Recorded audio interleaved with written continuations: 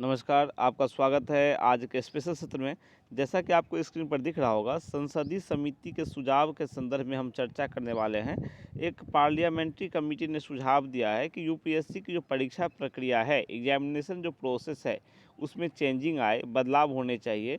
बदलाव इस संदर्भ को लेकर है। पहले ही हम समझ लेते हैं कि यूपीएससी क्या है। यूनियन पब्लिक सर्विस कमीशन अर्थात संघ लोक सेवा आयोग। ये जो है यूपीएससी जो है ये विभिन्न उच्च पदों के लिए परीक्षाएं आयोजित करती है, जिसमें कि आईएएस, आईपीएस, आईआरएस आदि पद शामिल हैं। और जो अभ्यर्थी हैं या जो अभ्यर्थी बनने वाले हैं इस बहुप्रतिष्ठित एग्ज़ाम में भाग लेने वाले हैं आने वाले समय में, तो उनके लिए जानना महत्वपूर्ण हो जाता है कि आखिर क्या बदलाव किए गए हैं और ये बदलाव के बारे में, इस बदलाव के बारे में आपको जानना क्यों चाहिए।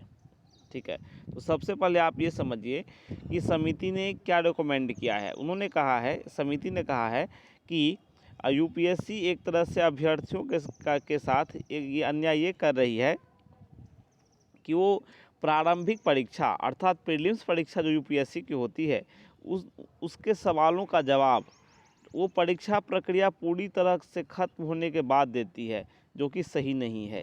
अभी आपको मैं बता दूं, यूपीएससी की परीक्षा 3 चरणों में आयोजित होती है, प्रारंभिक, मुख्य एवं इंटरव्यू अर्थात साक्षात्कार।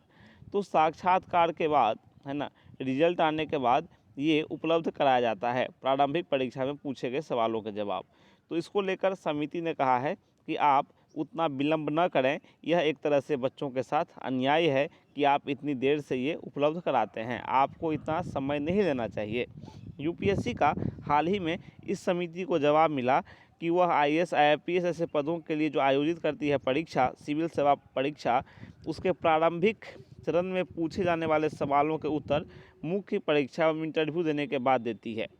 ठीक है, चलिए, तो इतनी तक बात। और उसके बाद आगे देखते हैं जो इस समिति का नाम है, ठीक है, मतलब जो पार्लियामेंट्री कमेटी है उसका नाम है कार्मिक लोक शिकायत कानून और न्याय संबंधी स्थायी समिति, standing committee on personnel public grievance law and justice. ठीक है, तो ये समिति ने ये अनुशंसा की है, सिफारिश की है।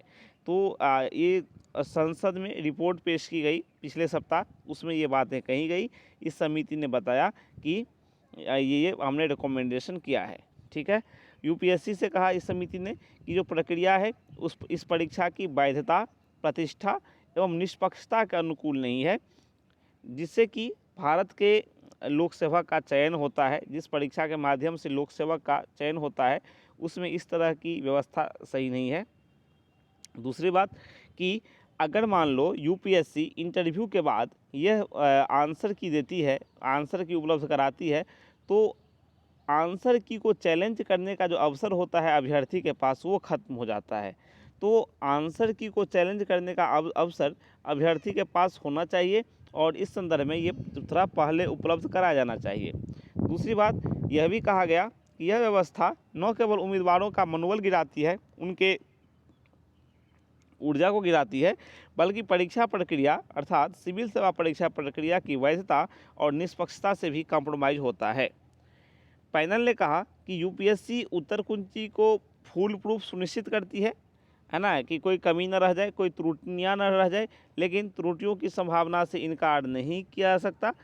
समिति रिकमेंड करती है कि यूपीएससी सिविल सेवा परीक्षा के प्रारंभिक चरण अर्थात प्रारंभिक चरण आप समझते होंगे अर्थात प्रीलिम्स, तो सिविल सेवा परीक्षा के प्रारंभिक चरण के ठीक बाद उत्तर कुंजी प्रकाशित करे, है ना, कदम उठाए, स्टेप्स ले कि एग्जाम के ठीक बाद आंसर की उपलब्ध कराया जाए उम्मीदवारों को अर्थात एस्पिरेंट्स को जो एग्जाम में बैठते हैं।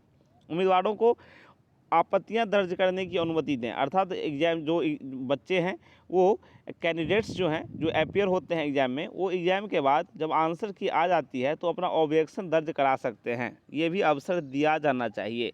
यह भी सिफारिश की गई पैनल द्वारा कि परीक्षा के लिए जो कार्यक्रम है वो उसको कड़ा किया जाए। ठीक है, आप उसको कड़ा कीजिए, सही से उसको सेट कीजिए और विभिन्न शैक्षणिक पृष्ठभूमि के, है ना, विभिन्न जो एजुकेशनल बैकग्राउंड्स के परीक्षार्थी हैं उनके लिए समान अवसर उपलब्ध कराइए, ताकि एक तरह से सभी के लिए समान अवसर की उपलब्धता जो है वो सुनिश्चित हो सके।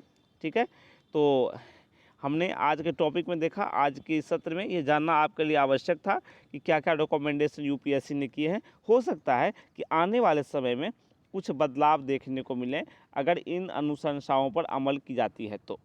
ठीक है, तो कल फिर मिलते हैं कुछ नए विशेष के साथ। तब तक के लिए आज्ञा दीजिए और कहिए नमस्कार। Thank you.